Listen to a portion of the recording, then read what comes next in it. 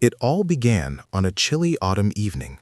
A package arrived on the front porch, unbidden, unmarked, wrapped in plain brown paper. Inside, nestled in faded floral fabric, was a doll.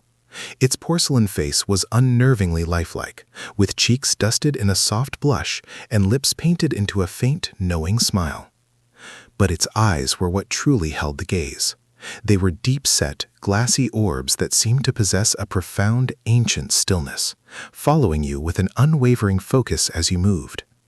The doll wore a small, old-fashioned dress, its lace trim yellowed by time, and tiny leather shoes scuffed as if they had walked a great distance to find this home.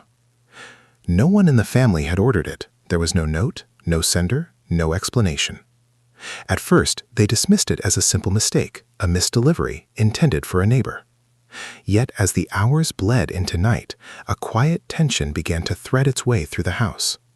Their young daughter, Amelia, refused to sleep with the doll in her room, whispering that she could hear it humming a tune just below the edge of hearing.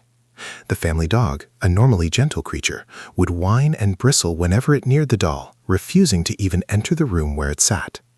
The father, a man of logic and reason, tried to dispel the growing fear.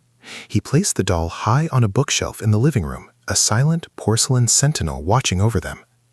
But the next morning, something was different. A change so small it was almost imperceptible.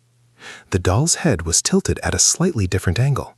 The day after, one of its tiny porcelain hands seemed to have curled more tightly into a fist.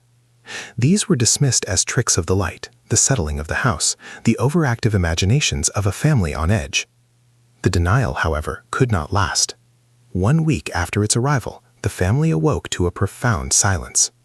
They found the doll was no longer on its high shelf. It was sitting at the bottom of the staircase, its legs crossed primly, its head tilted up, as if waiting for them. There were no footprints, no signs of disturbance. It had simply moved. That afternoon, they drove it to a donation center miles away, leaving it in a bin of forgotten toys, a final, decisive act to reclaim their peace. But as they returned home that evening, under the cold glow of the porch light, it was there. Sitting on the welcome mat, its glassy eyes gleaming in the dark, and its faint, painted smile seeming just a little wider than before.